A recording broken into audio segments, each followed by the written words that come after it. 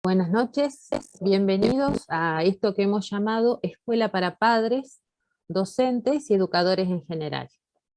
Está organizado esto por el Centro de Formación San Juan Apóstol del Colegio El Madero. Damos inicio a este encuentro solicitando a Dios nuestro Señor que infunda su luz en nuestra inteligencia para sacar los mayores frutos de este encuentro. En el nombre del Padre, del Hijo, del Espíritu Santo. Amén. Dios te salve María, llena eres de gracia, el Señor es contigo, bendita tú eres entre todas las mujeres, y bendito es el fruto de tu vientre Jesús. Santa María, Madre de Dios, ruega por nosotros pecadores, ahora y en la hora de nuestra muerte. Amén. Santa María, sede de la sabiduría, ruega por nosotros. En el nombre del Padre, del Hijo, del Espíritu Santo. Amén. Este es el cuarto y el último encuentro de este ciclo de charlas educativas. En la página del Colegio El Madero, www.colegioelmadero.com, podrán encontrar las charlas anteriores, 2 exposiciones sobre el sistema preventivo de Don Bosco y una sobre las adicciones. El tema de hoy es sexualidad y contamos con la generosa colaboración de la señora Paola Guía de Paso, conocida por todos nosotros como Poli.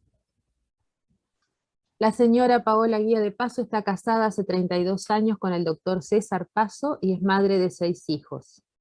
Es bioquímica y farmacéutica, egresada de la Universidad Nacional de Córdoba.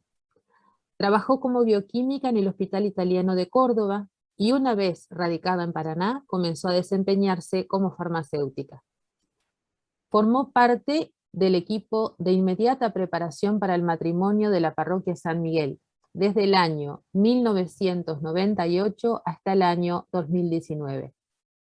Es instructora del método Billing. Es compiladora del libro La importancia de la sexualidad en la educación de la persona humana. Fundadora, junto a su esposo, del Foro de la Familia de la provincia de Entre Ríos. Candidata a diputado provincial por el Partido Popular de la Reconstrucción en el año 2007. Estuvo a cargo del Decanato 3 en la preparación para el Congreso de Mujeres Autoconvocadas del año 2010. Colabora en diversos medios e instituciones con temas como educación para el amor, educación sexual de los hijos, perspectiva de género, feminismo, anticoncepción y demografía, entre otros. Expositora en el Senado de la Nación por el proyecto de interrupción voluntaria del embarazo en el año 2018. Actualmente es integrante de la Red de Familias Entrerrianas. Bueno, Poli, la cátedra es toda suya. Bueno, buenas noches. Gracias a todos los que se conectaron. La idea era un poco, me habían pedido charlar sobre el tema sexualidad. Yo lo enfoqué más bien para padres, pero bueno, todas las cosas que voy a decir son también válidas para los educadores, y no solo para los educadores como tales, sino también muchas veces como las personas que se vinculan con los padres, ¿no? Porque muchas veces pasa que son los educadores los que detectan a veces ciertas dificultades o ciertas inquietudes en los chicos, y son los que también a veces pueden advertir a los padres de que hay una determinada situación que atender, ¿no es cierto?, en lo que se refiere a la educación sexual de los chicos, ¿no? Que muchas veces los padres nos enteramos a través de los educadores de alguna cuestión que puede estar pasando, ¿no es cierto?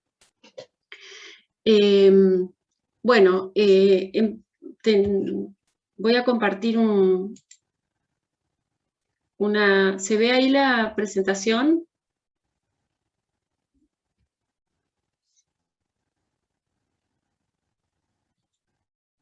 ¿No se ve la presentación? Ah, espera. Les dije que no era muy... Yo acá no. Acá. Ahí, a ver. Sí. ¿Ahí se ve? Mi internet. ¿Sí? Sí, bueno. sí se ve. Perfecto. Bien. La educación sexual como tal es parte del resto de la educación y es un derecho y un deber que tenemos los padres de ayudar a nuestros hijos y darles ejemplo de ser varón y mujer y ayudarlos y descubrir con ellos los misterios de la vida. Esta tarea actualmente requiere un esfuerzo muy grande debido a que a través de los medios de comunicación, de la televisión, del uso de redes, etcétera, hay un bombardeo muy grande de un montón de cuestiones que están relacionadas con esta educación sexual que nosotros tenemos que impartir. Ese derecho y deber educativo de los padres es, en primer lugar, esencial porque está relacionado con la transmisión de la vida.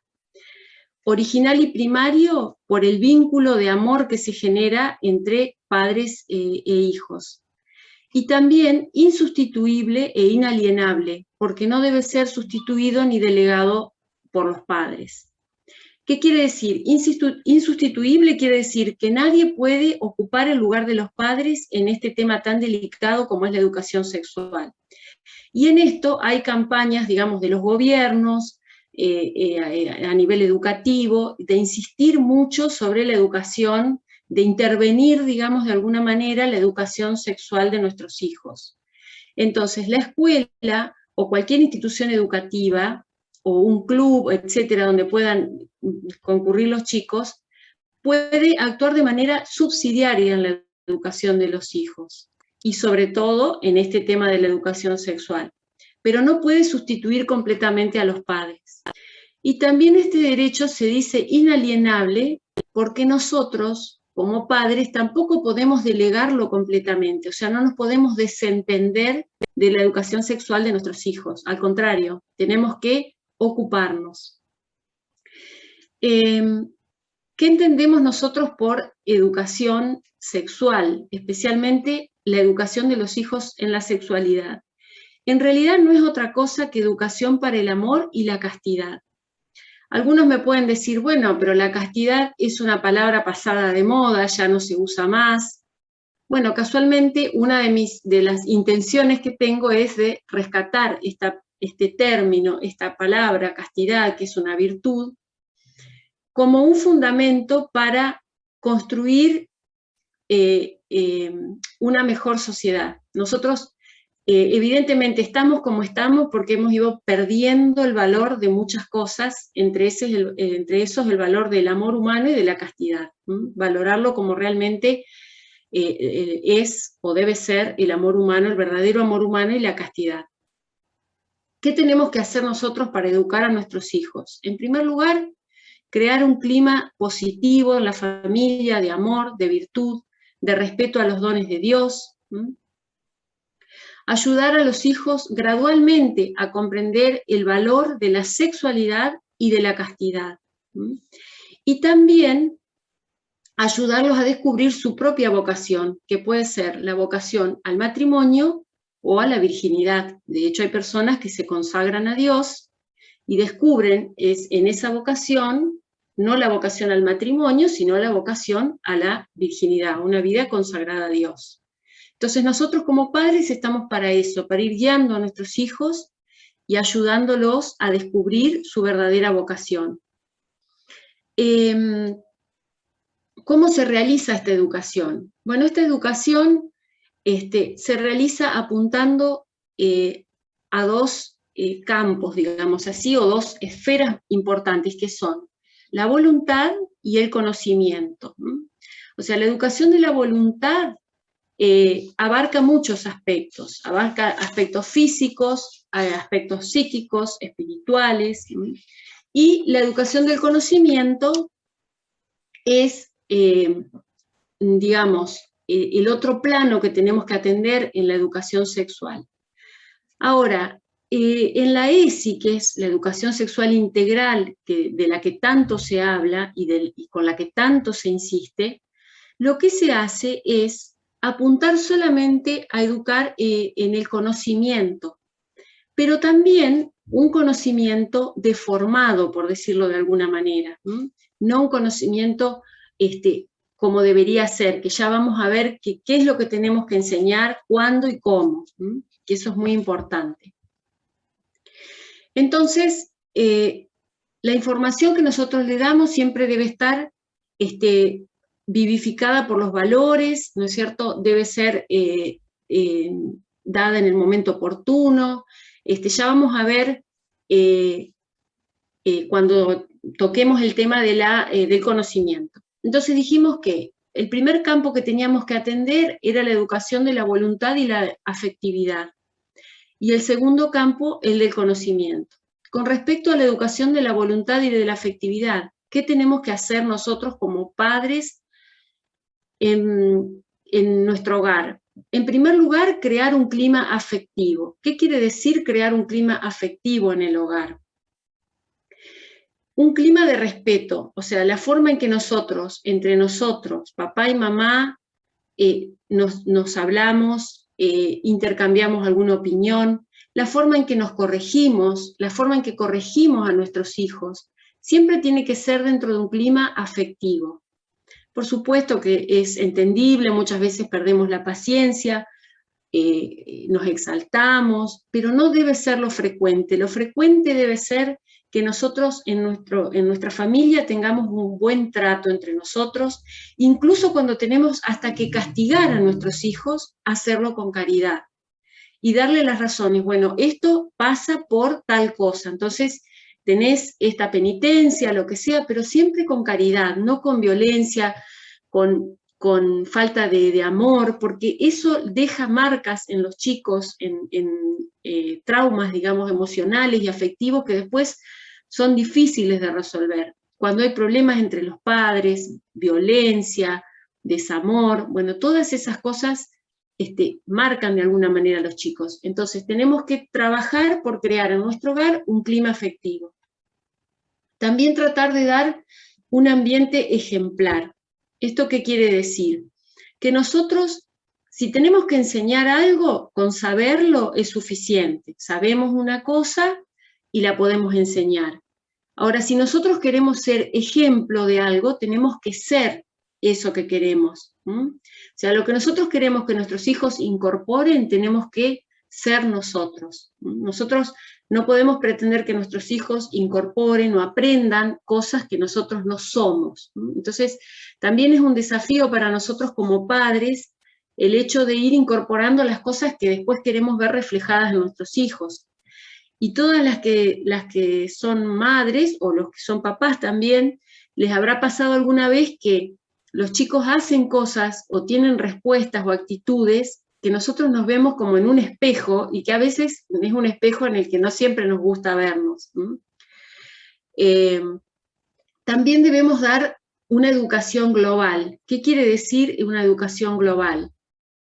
Se refiere a que nosotros debemos educar en todos los aspectos, no solamente en un aspecto o en otro, sino que debemos ocuparnos no solamente de generar un clima afectivo, de ser ejemplo para nuestros hijos, sino también de educar, de preocuparnos por su espiritualidad.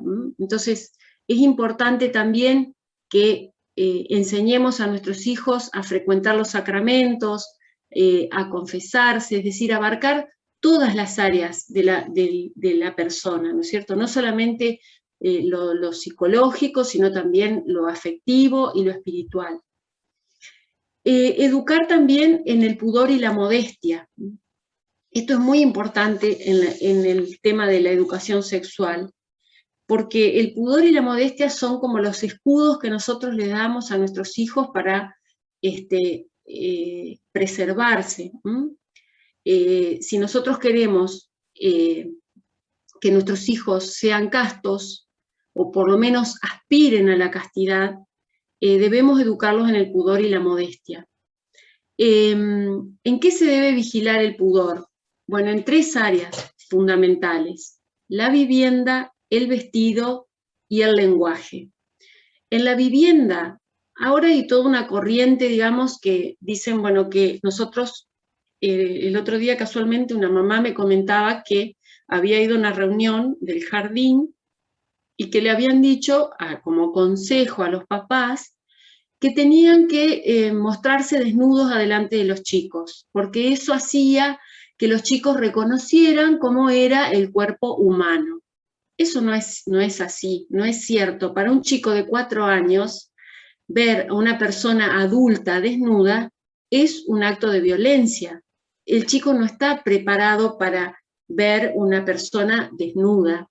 ¿Cómo sabe el chico cómo es el cuerpo de una persona? Porque va reconociendo su propio cuerpo. Y a medida que se va desarrollando, va a ir viendo los cambios que se van produciendo en su cuerpo. No necesita ver al papá o a la mamá desnudos para saber cómo es el cuerpo de una persona adulta. Entonces, esas cosas son atentados contra el pudor. El hecho de que los chicos se cambien, yo no digo cuando tienen 1 año, que uno tiene 1 año y el otro tiene 2, y mientras nosotros estamos cambiando a uno, el otro se nos está trepando por la escalera, pero ya cuando llega una cierta edad, los chicos tienen que aprender a que se tienen que cambiar solos en su cuarto, cerrar la puerta, si se van a bañar, cerrar la puerta del baño, si van a entrar a una habitación, golpear antes de entrar, porque puede haber alguien que se está cambiando. Detalles, ¿no es cierto? Detalles que hacen al pudor. Dijimos el pudor en la vivienda, el pudor en el vestido. Es muy importante también que nosotros ayudemos a nuestros hijos a conservar el pudor en el vestido, y sobre todo en el caso de las mamás, que muchas veces tenemos la dificultad con las chicas cuando son adolescentes, que empiezan con las fiestas, con los cumpleaños, que quieren salir, y es difícil conseguir ropa que sea decente, digamos así, porque realmente uno va a comprar ropa y es imposible encontrar algo que sirva para vestirse, verdaderamente. Entonces, no quiere decir que nosotros les vamos a enseñar a nuestras hijas a hacer unas mojigatas y a ir vestidas con un vestido que va a ser el ridículo. No, pueden estar vestidas a la moda y pudorosamente vestidas, ¿no? Entonces eso es una cosa por la que nosotros tenemos que también trabajar. Obviamente las mamás tenemos que ser el ejemplo también, ¿no? Para nuestras hijas. Y otra cosa que también es muy importante es el pudor en el lenguaje. Yo he visto que los chicos tienen una forma muy procaz de hablar.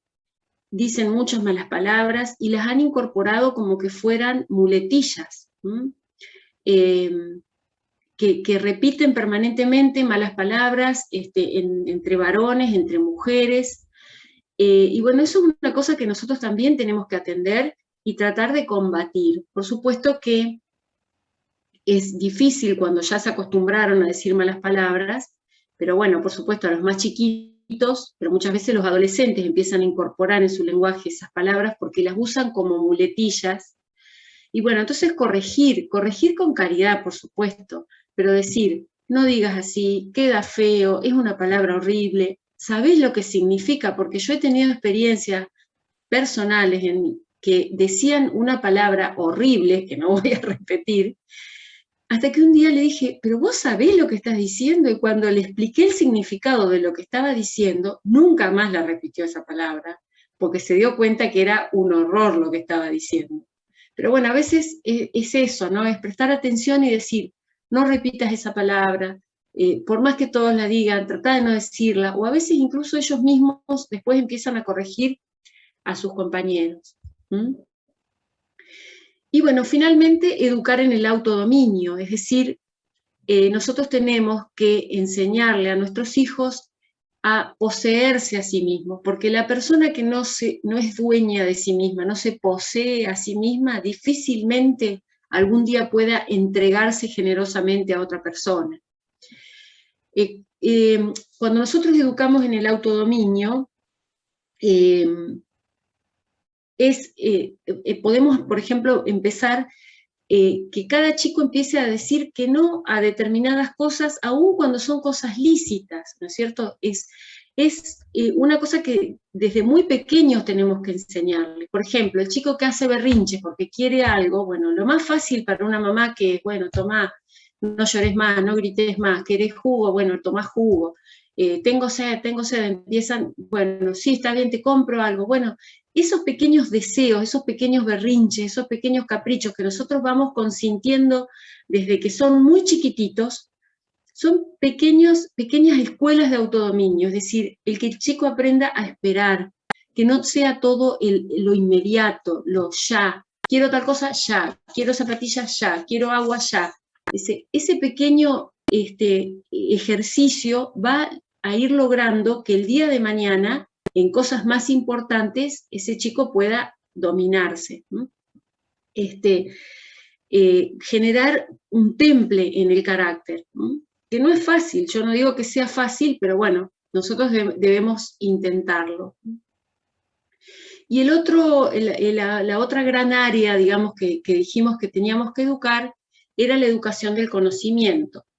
Y como les dije hoy, es como que está sobrevaluada la educación del conocimiento, porque se piensa que a los chicos hay que darles información para que sepan, para que conozcan. Bueno, la información que nosotros tenemos que dar es de menos a más. Es decir, primero tiene que ser individual, es lo ideal. Eso de sentar a todos juntos y decirles a todos lo mismo es muy nocivo, sobre todo cuando se dicen cosas que los chicos todavía no están preparados para escuchar, y ya después de esto les voy a contar algunos ejemplos. Pero bueno, lo ideal es que la información sea individual.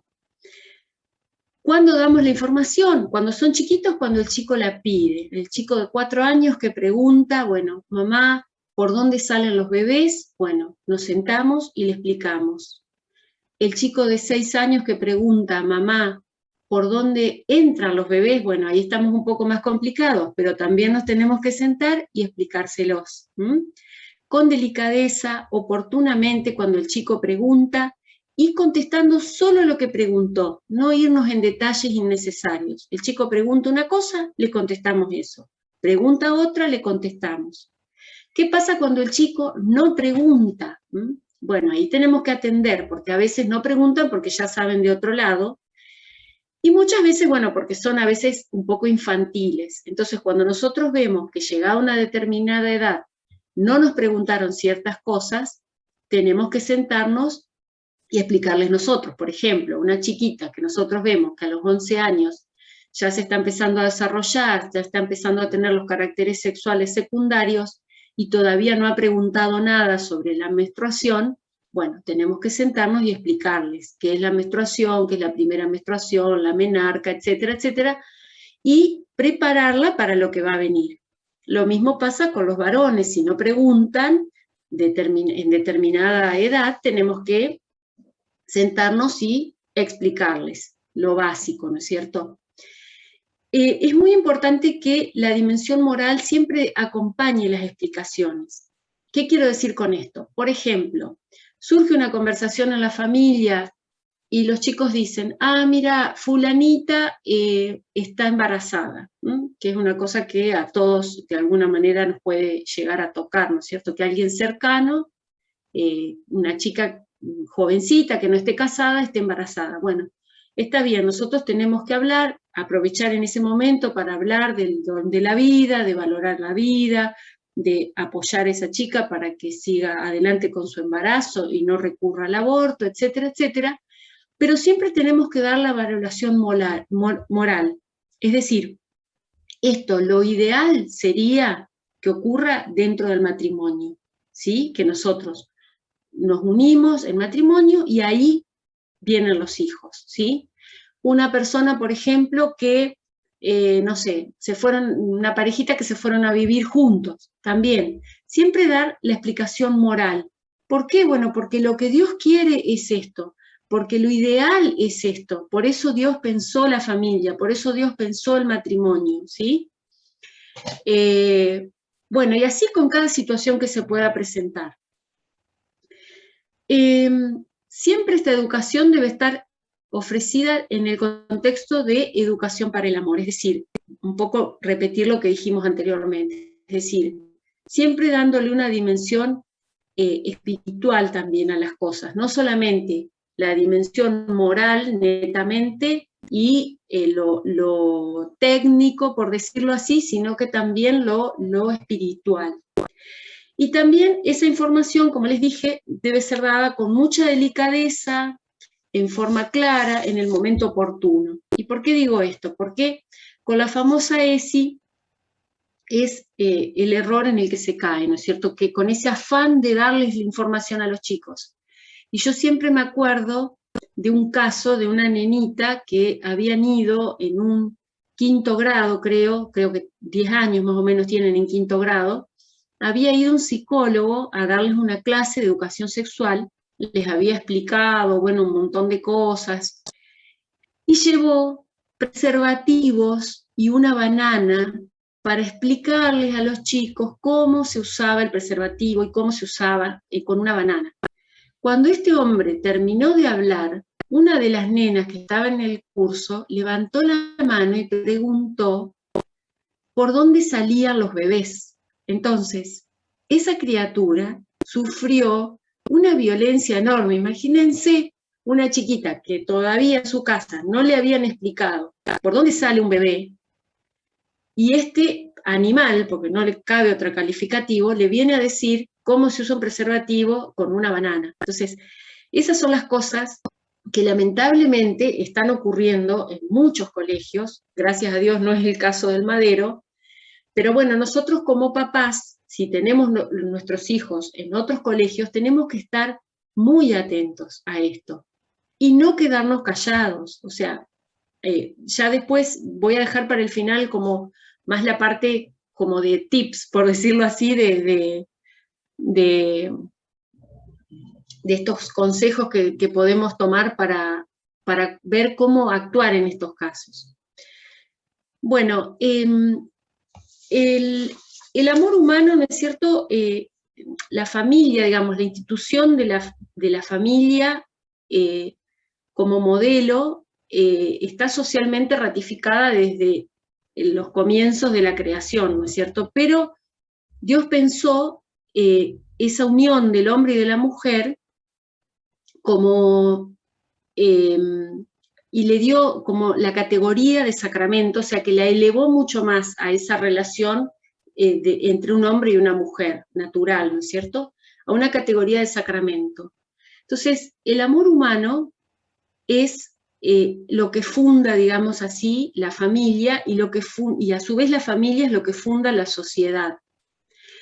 Este amor humano, lamentablemente, en nuestros tiempos, sufre falsificaciones, por decirlo de alguna manera, es decir, se ha degradado, por decirlo de alguna forma, y eso también es lo que ha traído tantos problemas en nuestra sociedad, tantas familias destruidas, tantos chicos con carencias afectivas tan grandes, ¿no es cierto? Tantos problemas que ustedes como educadores lo deben ver a diario, mucho más que la experiencia que puedo llegar a tener yo.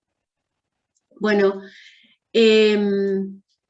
esas falsificaciones de las que hablamos son el placer sin procreación, es decir, se busca solo el placer y se excluye a los hijos, es decir, no quieren tener hijos o no tienen hijos y recurren a métodos que no son lícitos. La procreación sin unión sexual, que también se ha puesto muy de moda. Ustedes han visto que ahora como que está de moda que los artistas y gente del espectáculo van a Miami y se fabrican un hijo a medida con un óvulo que sacan de no sé dónde y un espermatozoide de no sé dónde también, y fabrican como hijos a medida. Bueno, todas estas son falsificaciones del amor humano, porque la procreación sin unión sexual es como decirle a Dios, bueno, hasta aquí entras vos y aquí ya no te necesitamos.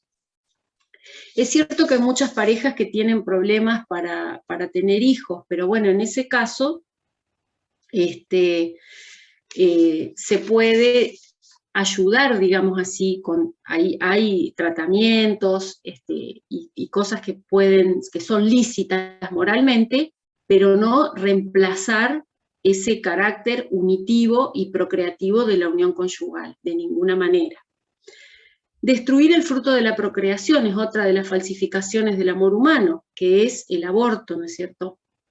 Que realmente a mí me preocupa mucho porque no solo a raíz de la aprobación de la ley del aborto, sino ya desde mucho antes, como que se ha instalado el debate en los medios de comunicación, y se habla del aborto con una liviandad que realmente asusta, pues si nosotros nos ponemos a pensar realmente lo que es un aborto en sí, realmente se nos tiene que helar la sangre, ¿no? Nosotros tenemos que pensar que dos células, un óvulo, un espermatozoide, en esa unión conyugal se unen y Dios infunde un alma en ese ser que pasa a ser una nueva persona, distinta a todas las personas que existieron y que van a existir, una criatura única e irrepetible.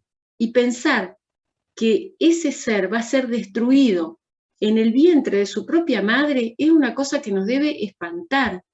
Y no debemos pensar ni por un segundo que puede haber una razón para que eso pueda llegar a ser lícito.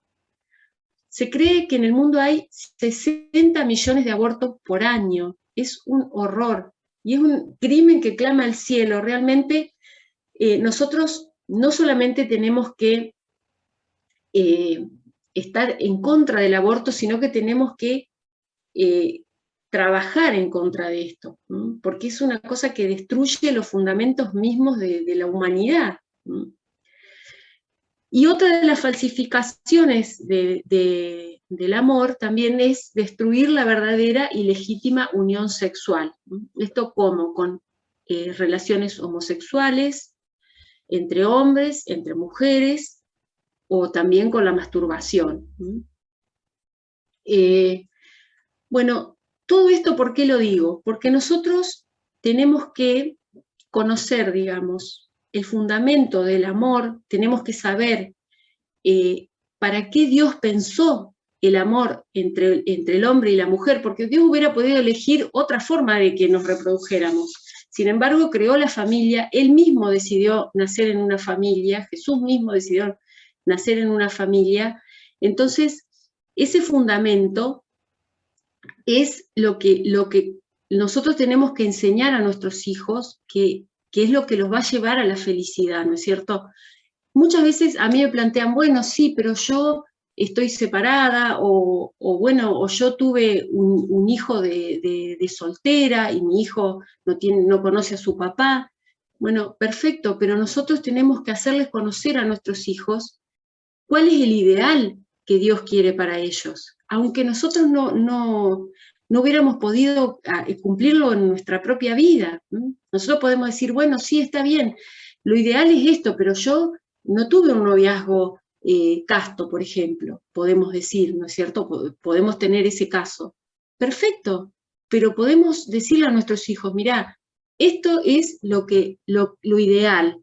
Yo no lo pude cumplir, pero para vos quiero lo mejor. No sé si me explico. Y bueno, y conociendo lo que es el amor humano, el fundamento de la familia, que es la procreación de los hijos, la educación de los hijos y el amor y la ayuda mutua, vamos al próximo paso, que es preparar a nuestros hijos para ese matrimonio, y es haciéndoles conocer lo que es el noviazgo. ¿Qué es el noviazgo? Es una etapa de preparación para el matrimonio. Entonces, ¿qué hacen chicos de 12, 13 años de novios, entre comillas? Tenemos que hablarles a nuestros hijos. El matrimonio, el noviazgo es una etapa de preparación para el matrimonio. Entonces, vos te estás por casar, listo. Si no te estás por casar, no te pongas de novio.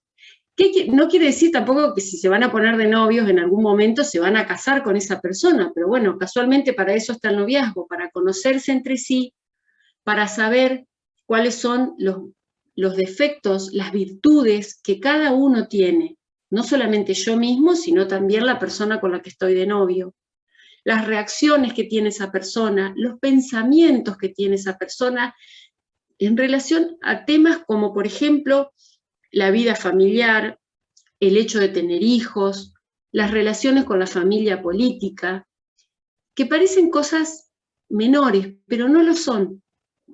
De hecho, yo conozco un caso de un chico que yo conocí a su mamá, y ella me contaba que la novia decía que ella no quería tener hijos. Y él se casó con esa chica pensando que iba a cambiar de parecer. Pues la chica no cambió de parecer y se negó a tener hijos. Entonces, de hecho, bueno, ese matrimonio es nulo, pero más allá de eso, es importante esa etapa de preparación para el matrimonio, de conocer lo que es el matrimonio, de conocerse entre sí y de adquirir los medios necesarios, es decir, incorporar las virtudes que necesitamos para llevar adelante la vida familiar, porque ya cuando ya nos casamos va a estar más complicado. No es que no se puedan adquirir virtudes, de hecho, hasta el día antes de morir no podemos adquirir virtudes, pero lo ideal es que nos preparemos antes del matrimonio, ir puliendo esas cosas que nos cuestan, tratando de incorporar las que nos faltan. Y bueno, y uno de los problemas que tiene el noviazgo actual son las relaciones prematrimoniales, porque bueno, es como que todo el mundo dice, lo normal es que los novios tengan relaciones prematrimoniales. Es lo frecuente, no es lo normal. ¿Y por qué es lo frecuente? Y bueno, porque se ha ido degradando, digamos, se ha reducido el amor al sexo, el sexo a la mera genitalidad, por la prolongación también de muchos noviazgos de manera indefinida, por el uso de la pornografía, que también de esto es como que hay que hablar un poco en profundidad. La pornografía es un problema de la actualidad muy grave, y ya vamos a ver qué otros problemas puede acarrear la pornografía. El acceso a los métodos anticonceptivos y al aborto, la pérdida del sentido de la castidad y también la inmadurez de carácter y de afectividad de los jóvenes. Entonces, vaya si tenemos tarea los padres en educar a nuestros hijos. Es una tarea ardua, es una tarea difícil, pero no es imposible. Obviamente nosotros vamos a poner los medios, vamos a dedicarnos, y nuestros hijos, con su libertad, el día de mañana irán a hacer lo que ellos consideren o lo que ellos quieran, ¿no es cierto? Pero bueno, si nosotros ponemos buenos cimientos, buenas bases, es posible que nuestra tarea se vea recompensada. ¿Cuáles son los problemas de las relaciones prematrimoniales? Muchas veces dicen, se minimiza esto, ¿no es cierto? Y es un problema serio, porque hay muchos casos, tenemos las consecuencias biológicas, en el orden biológico, en el orden psicológico y en el orden social. Como consecuencias biológicas tenemos frigidez e impotencia. ¿Esto por qué se da? Por las malas experiencias sexuales de los jóvenes a corta edad. Se da la frigidez, después más adelante, digamos, en las mujeres, y la impotencia en los varones. La transmisión de enfermedades venéreas, es impresionante la cantidad de enfermedades venéreas que hay. La sífilis, que era prácticamente una enfermedad que había desaparecido, ha aumentado exponencialmente. Yo en este momento no tengo aquí los datos, pero hace poco leí que había aumentado, no sé, de 1.000 a 17.000 casos, una cosa así, por la promiscuidad, por las relaciones prematuras, por la falsa seguridad que les venden a los chicos de que si usan preservativos no se van a contagiar enfermedades venéreas, etc. También se ha visto un aumento del cáncer de útero por las relaciones sexuales precoces, y bueno, lo más frecuente, los embarazos indeseados, ¿no es cierto?, que son una cosa no menor. Y también dijimos las consecuencias psicológicas, que bueno, crean temor, generalmente hay un temor, si esas relaciones se producen en la clandestinidad, a ser descubiertos, también el temor a ser abandonado por el novio o por la novia.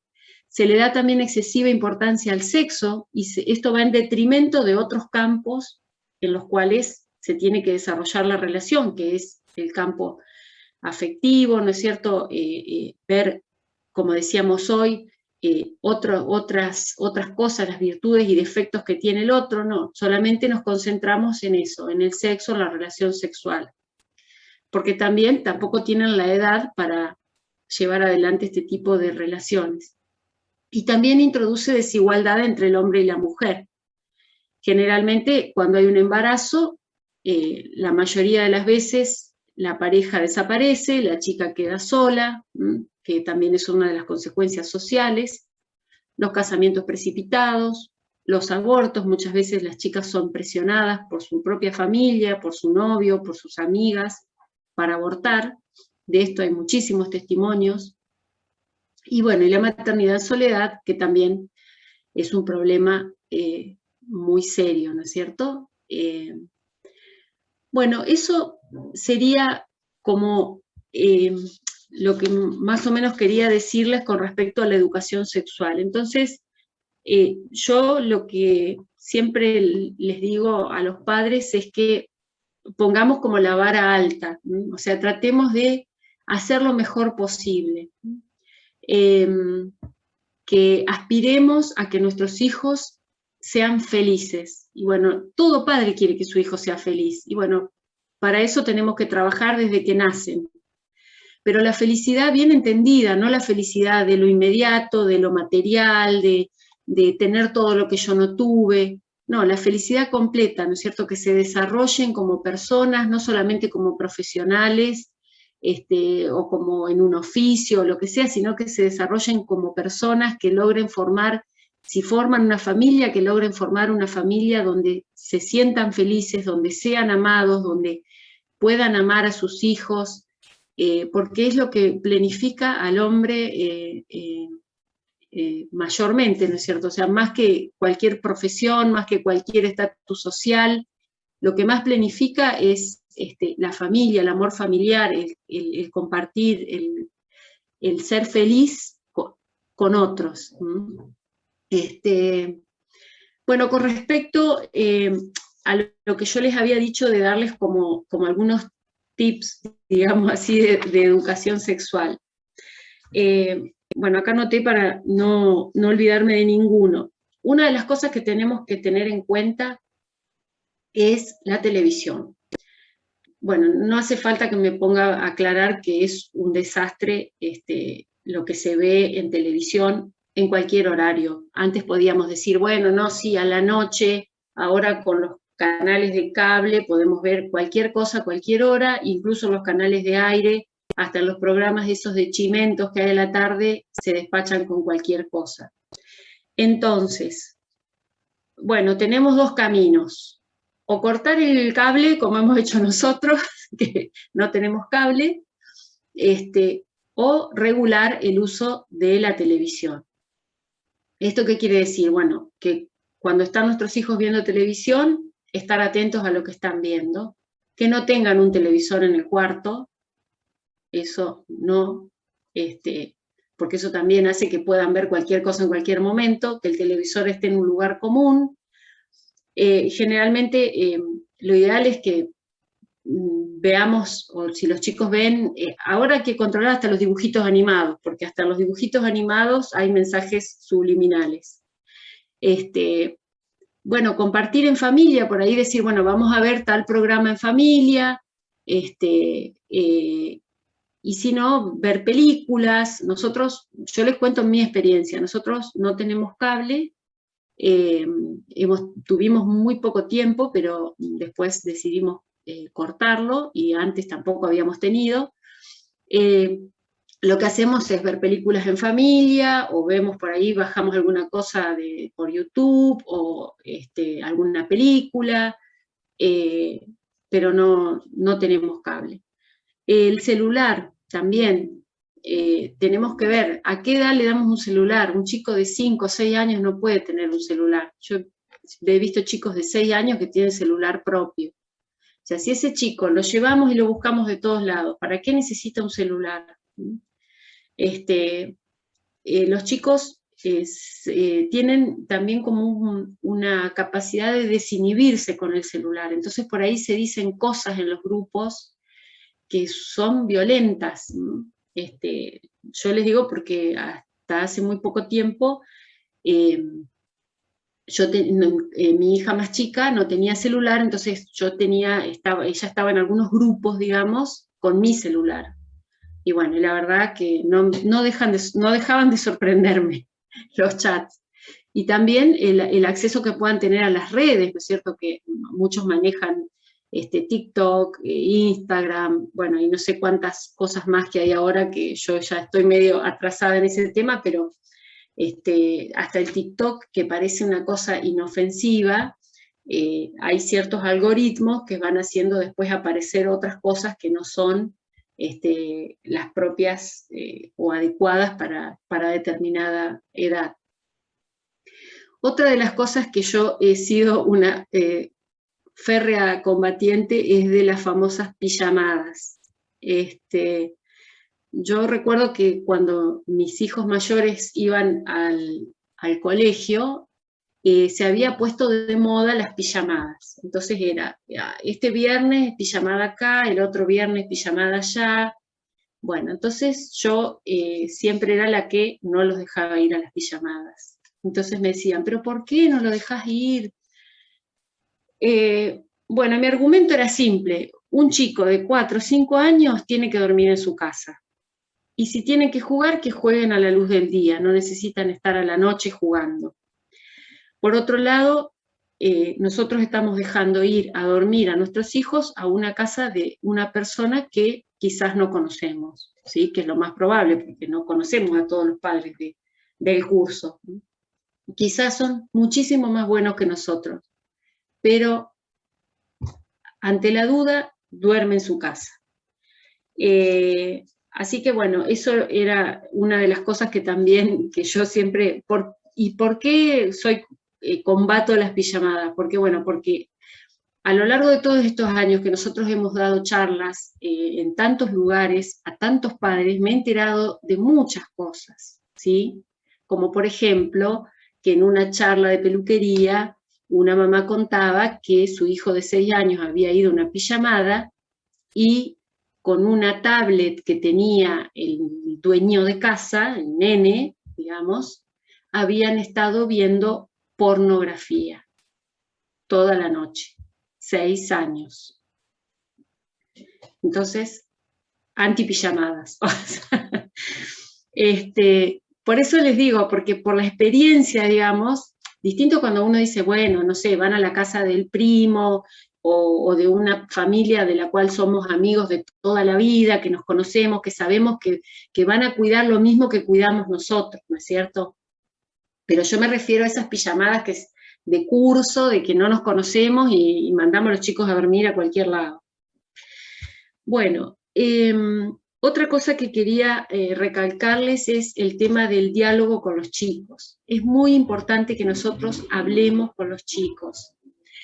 Y muchas veces los chicos son un poco cerrados y no nos cuentan, pero bueno, nosotros, hay una técnica que tenemos nosotros, que tengo yo, que es como, yo digo, tirar pétalos al viento. Entonces, cuando yo quiero que algo se sepa, empiezo a hablar en genérico, empiezo a decir algo, hago un comentario, y al que le quepa el sayo que se lo ponga. No sé si me explico.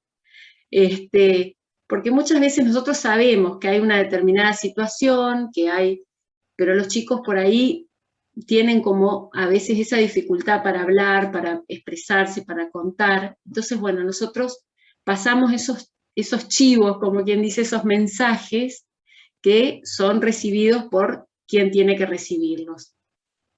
Y también muchas veces el buscar también las ocasiones. Muchas veces, yo me acuerdo que una señora amiga decía que ella jugaba las cartas con los chicos y jugando a las cartas salían temas, charlaban, sí, mira fulanita, mira vos, qué bárbaro, no sé qué, y se daba lugar a conversaciones interesantes con los chicos, ¿no? Entonces buscar también esos momentos, como quien no quiere la cosa, digamos, para charlar.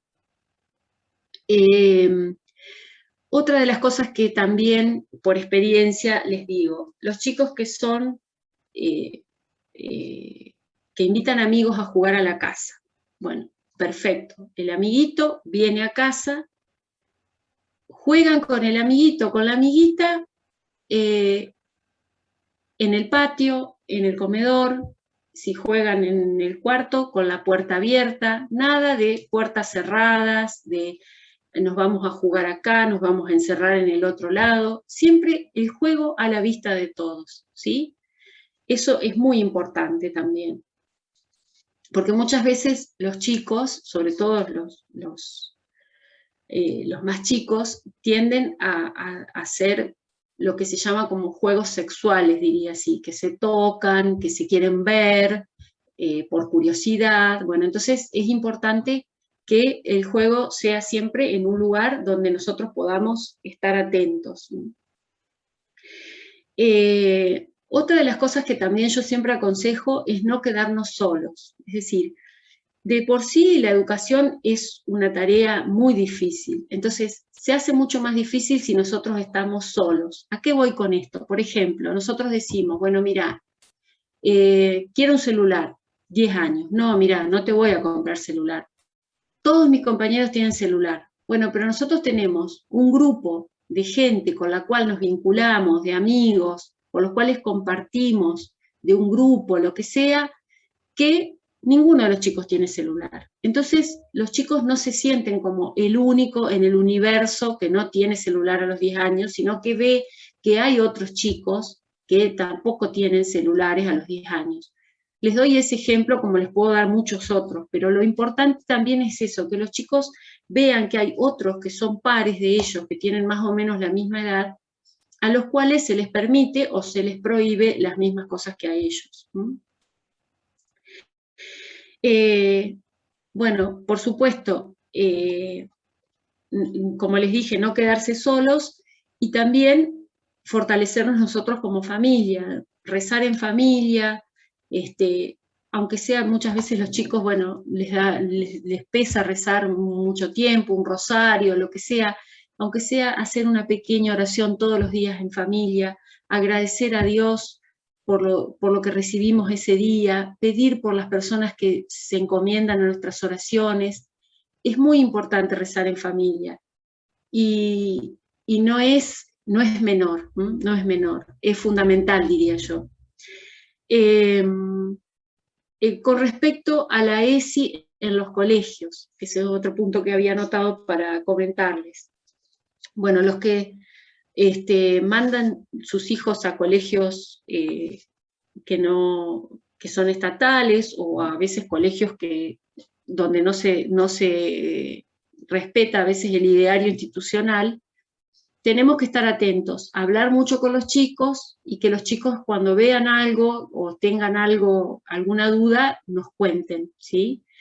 Y cuando hay que ir a quejarse al colegio, hay que ir a quejarse. Y si hay que hacer otro tipo de acciones, hay que hacer otro tipo de acciones. Yo casualmente buscando material encontré en una revista de Familia y Vida, donde está, que ya se los voy a decir, el Prodeci, que es, a ver, acá quería darles, el Prodeci es una asociación para la promoción de los derechos civiles, que ahora están trabajando mucho con el tema de objeción de conciencia en relación al aborto, pero también trabajaron mucho, y lo siguen haciendo, con el tema de la ESI. Entonces, acá daban una página para consultas, info@prodeci.com.ar o www.prodeci.com.ar, daban esas direcciones a propósito de algunos problemas que habían tenido papás con la ESI en las escuelas. Con respecto a eso, yo les quería mostrar, acá tenía de algunas cositas que saqué de un manual de educación sexual del Ministerio de Educación de la Nación. Perlitas, diría yo, como por ejemplo, 4 años, para 4 años. Tocarse no es malo, pero no deben hacerlo delante de los demás. Es parte de su propia intimidad. Advertirles que si usan palitos o juguetes se pueden lastimar. 4 años. 12 años. la masturbación cumple un papel importante en el desarrollo sexual. Es un signo de que la infancia va quedando atrás. Es un acto íntimo, es una forma que tenemos las personas de conocernos y darnos placer. Con respecto a las relaciones sexuales, tengamos en cuenta, dice que las relaciones sexuales pueden ser entre personas de diferente sexo o del mismo sexo. Es un derecho de cada persona decidir cuándo iniciar sus relaciones sexuales. Elijan cuándo y con quién tener relaciones sexuales. Eso es lo que le están dando a los chicos en ESI, en las escuelas. Hay diversas formas de vivir la sexualidad. Gays, lesbianas, bisexuales, transexuales. Esta es otra de las cosas que le quería mostrar. Métodos anticonceptivos. Dice, no sirve cuidarse un poco o a veces o solo con personas desconocidas. El preservativo, además de prevenir el embarazo, previene las enfermedades de transmisión sexual. En caso de rotura o olvido del método anticonceptivo está la AHE, anticoncepción hormonal de emergencia. Las y los adolescentes tienen derecho a recibir la información de los métodos anticonceptivos, incluso si concurren solos. Entonces, vemos que esto es totalmente contrario a lo que nosotros queremos inculcarle a nuestros hijos, ¿m? Y lo que va a hacer, digamos, que nuestros hijos lleguen a una plenitud. Hay una frase del Papa Juan Pablo II que a mí me gusta mucho, que se las quiero leer textual para no decir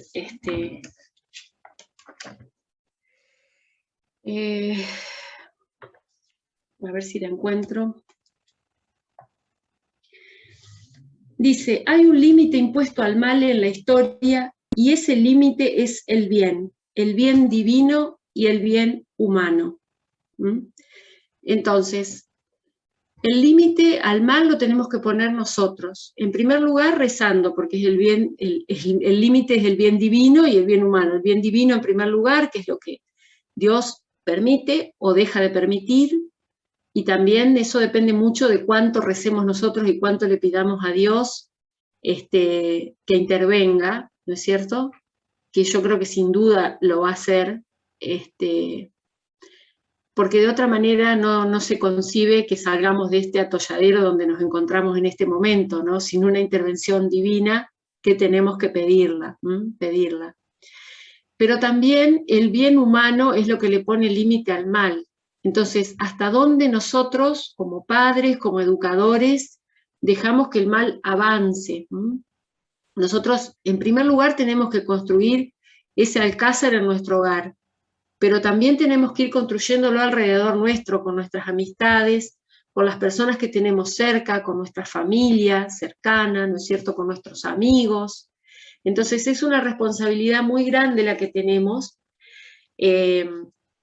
y no necesitamos ser especialistas en nada para hacerlo, y eso es otra de las cosas a las que yo quería referirme. Cuando Alicia leyó mis antecedentes, en esos antecedentes dice que compilamos un libro de educación sexual con mi esposo.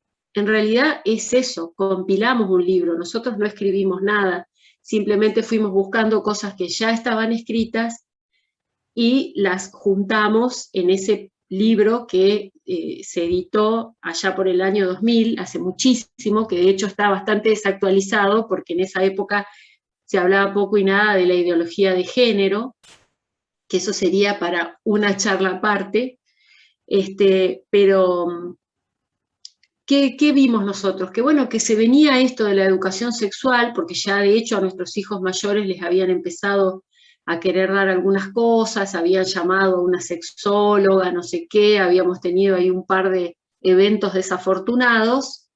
Entonces dijimos, bueno, vamos a hacer esto. Lo hicimos y a raíz de eso nos empezaron a llamar para dar charlas, pero realmente yo no tengo una formación que diga, bueno, estudió para esto, simplemente soy una madre corajuda que algún día dije, bueno, esto hay que hacerlo, hay que ponerse los pantalones en esto, empecemos a hacerlo, y bueno, y humildemente es lo que hemos hecho durante todo este tiempo, que bueno, que cualquiera lo puede hacer, ¿no? Cualquiera lo puede hacer, y porque la verdad hay que hacerla conocer, digamos, así que para darle charlas a los chicos, a los adolescentes, y bueno, no tener miedo, por supuesto, nos hemos ligado también cascotazos en algunos lados, y críticas, pero bueno, lo importante es eso, ¿no? Es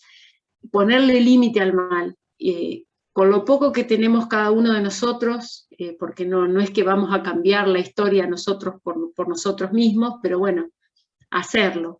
Así que yo los invito a que no solamente hagan eso dentro de su familia, sino que también traten de comprometerse para hacerlo hacia afuera, ¿no? Hacia la gente que los rodea, hacia sus amigos, hacia sus hermanos, familia. Así que bueno, eso sería todo. No sé si hay alguna pregunta o algo que quieran decir.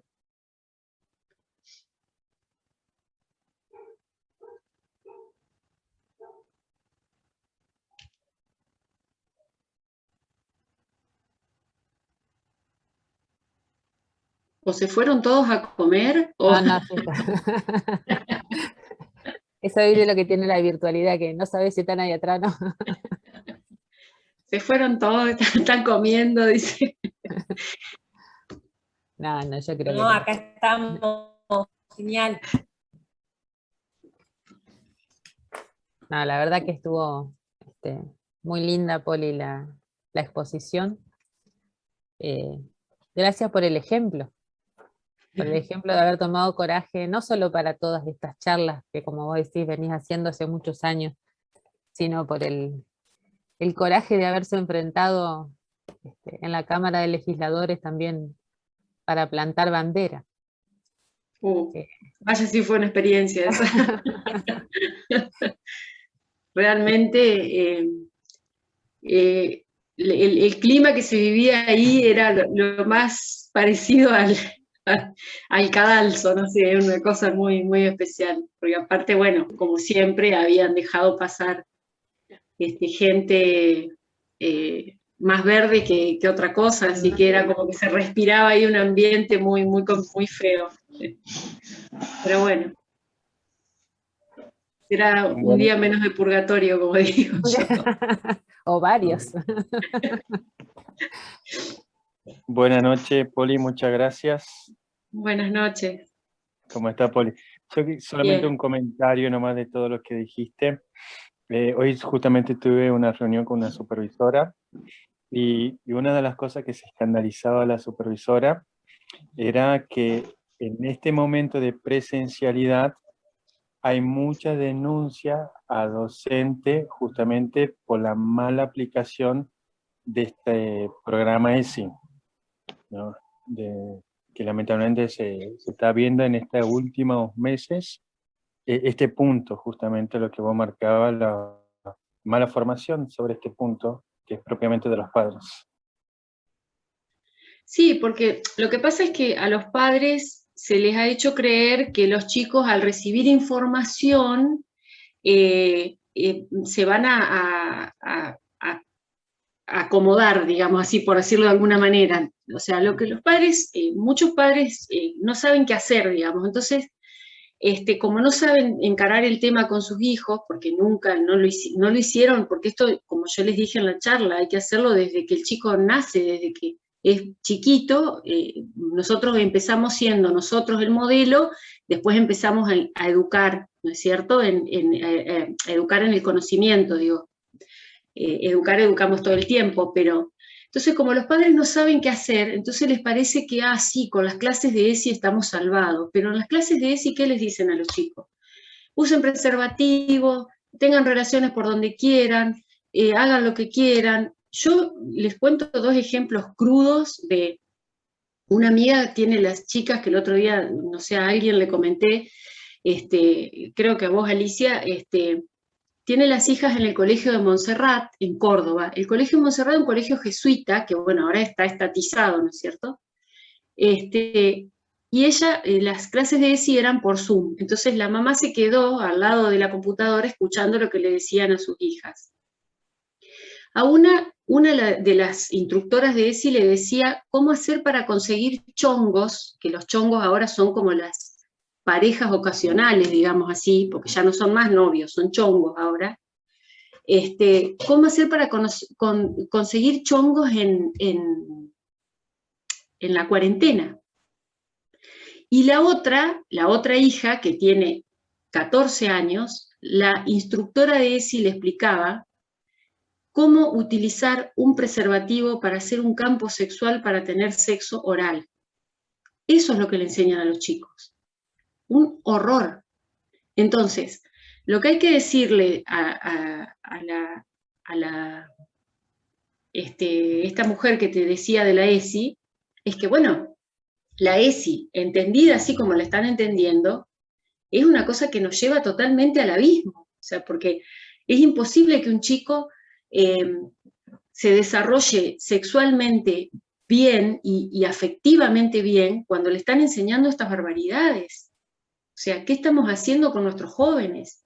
Y hay que despertar a los padres, porque esta mamá que yo les cuento fue la única madre que se fue a quejar. Entonces, esa es otra de las cosas que nosotros tenemos que hacer. Si nosotros tenemos un caso de este tipo, llamar a otras madres y decirles, a ver, ¿ustedes saben que les están enseñando esto a nuestros hijos? ¿Vos estás de acuerdo con que le estén enseñando esto? Otro caso que les cuento. También una amiga que le piden autorización, que firme una autorización para ir a ver una obra de Shakespeare a la Ciudad Universitaria en Córdoba. Firma la autorización, una obra de Shakespeare, bueno, firma la autorización. Resulta que en la obra de Shakespeare había hombres desnudos que tenían solamente un taparrabos y se les veía todo, que bailaban tipo mariposas así en el escenario, y no era uno, eran un montón. Cuando la nena vuelve a la casa y la mamá le pregunta, ¿cómo te fue? Mal, le dice. ¿Por qué mal? Era un asco, mamá. Y le contó, la chica estaba totalmente asqueada, porque es una chica casualmente que su familia la ha preservado, la ha cuidado, y bueno, también nota al colegio, entrevista con el rector, con el preceptor, con el encargado de la materia, que no me acuerdo si era no me acuerdo qué materia era, pero que era una obra adaptada, ese era el argumento de él. Y bueno, hasta que el marido de mi amiga no le dijo, yo te voy a denunciar por corrupción de menores, no entendió razones. Entonces, lo que falta es eso, padres que defiendan a sus hijos, no que los entreguen atados de pies y manos a una mujer o a un hombre que les dice cualquier cosa. Tenemos que empezar a despertar a esos padres, tenemos que empezar a decirles, señores, están pervirtiendo a sus hijos, los están destruyendo, no solamente moral, sino psicológica y afectivamente. Entonces tendremos que pararnos en la puerta de las escuelas con un panfletito, que acá tengo 5.000 por si quieren, que diga, entérate de lo que le dan en ESI a tus hijos. Tendremos que hacer esa campaña, pero hay que movilizar a los padres a que, por eso es lo que yo les digo, de empezar a hacer un poco la campana que suena, y aunque seamos las únicas locas que nos vayamos a quejar, si quiero les puedo dar un curso, tengo 30 años de quejas en los colegios, de protestas y etcétera, etcétera, porque a mí me ha pasado también, no solamente con cosas de educación sexual, sino con otro tipo de cosas, por ejemplo, de comunión en la mano, bueno, cosas que, bueno, hay que ir, presentarse y hacer valer nuestros derechos. Nuestros hijos son responsabilidad nuestra, o sea, Dios nos va a pedir cuentas a nosotros de lo que hacemos por nuestros hijos. Y nos va a pedir cuentas de la acción y de la omisión también. Entonces, hola, buenas noches. Hola. ¿Qué tal? Tenía una pregunta, perdón que interrumpa No, Me está bien. Me encantó la charla y me perdí una gran parte porque me quedé sin batería en el celular. Y no sé si se habló de esto, pero tengo una pregunta para hacer, digamos. Una duda con respecto a si un padre está bien que bañe a una nena de 4 años. Sí, o sea, la edad, digamos, generalmente nosotros lo que tenemos que hacer es que los chicos empiecen a aprender a higienizarse solos para que a una determinada edad ya se bañen solitos, ¿no es cierto?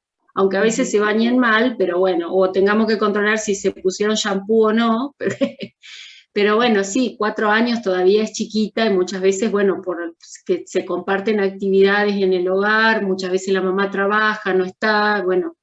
Claro, a veces me pasa de que llego, qué sé yo, a las 11 de la noche y por ahí le toca bañarla a mi esposo y bueno, no me gusta obviamente y a él tampoco, pero trata de hacerla que ella se higienice en las partes íntimas y todo, pero es por ahí es medio incómoda la situación de ponerle esa responsabilidad a él, que tampoco él después ya un poquito más grande ya se tiene que empezar a bañar solita. A mí me acuerdo que yo una vez me había ido y cuando volví me dice una de las nenas, mamá, dice, no dejé que papá me bañe porque me echa shampoo en los ojos, dice. Así que, claro. pero sí, todavía es chiquita, digamos, pero lo ideal es que uno vaya enseñándoles a que se empiecen a bañar solitos, de a poco, y aunque aparte a veces los mismos chicos, digamos, ya van teniendo esa intimidad y diciendo, mamá, prefiero que me bañes vos, exactamente, o porque papá por ahí después no me gusta, o... es como yo les dije hoy, que no sé si escuchaste esa parte de la charla, que el pudor es como un escudo que nosotros les damos, porque si nosotros los educamos en el pudor, ellos mismos después se preservan. Por ejemplo, yo recuerdo que una de mis hijas iba a natación a un club, y ella me contaba que la mayoría de las chicas se cambiaban todas así en el pasillo del baño, digamos, se cambiaban todas adelante de las compañeras. Entonces me decía, mamá, a mí no me gusta, yo me meto al box y me cambio ahí, me decía. Claro. ¿Pero por qué? Porque yo la había educado pudorosa, digamos. Entonces, claro. Y no está mal, porque Otra no somos cosa un que nos rebaño. pasó, perdón que te interrumpa, otra cosa que nos pasó también de darnos cuenta, digamos, que bueno, está el tema del líbido, que se empiezan a descubrir y qué sé yo, el cuerpo, que se empiezan a tocar. Y hemos visto que se ha estado tocando muchas veces y nos ha pasado que la vimos, tanto yo como mi esposo, o sea, es una situación bastante incómoda porque no sabes, no querés tampoco hacerla sentir mal y retarla, pero, o sea, no sabes qué hacer en ese caso, digamos. No, retarla no, pero hay que decirle que no se tiene que tocar porque se puede lastimar, porque no está bien que se toque, porque, o sea, tomarlo como una cuestión más de higiene, digamos así, y de peligro de que se puede lastimar o que se le puede producir una infección, que se puede meter un bichito, lo que sea, de alguna forma, digamos, no retándola, digamos, porque de esa manera también hacemos que muchas veces se oculten, digamos, cuando en realidad si ella se ha mostrado, como decís vos, que vos la has visto, tu esposo, es porque no tiene noción de que lo que está haciendo está mal, digamos. Entonces, en esas cosas hay que tener delicadeza, ¿no? Claro, Yo, sí, después ya que estoy, voy a pasar un... escondida, digamos. Como vos decís, yo la otra vez lo hablé con ella y la he visto después que lo ha estado haciendo escondida. Se ve que algo le hizo un clic hablándola. Claro, en eso también hay que tener ciertas cuestiones. Por ejemplo, como yo les decía, jugar donde están mamá y papá. Si vas a jugar en la pieza, jugar con la puerta abierta, nada de cerrar la puerta, de encerrarte. En el baño, el tiempo necesario para entrar y salir, hacer sus necesidades y salir, no tienen que estar una hora en el baño.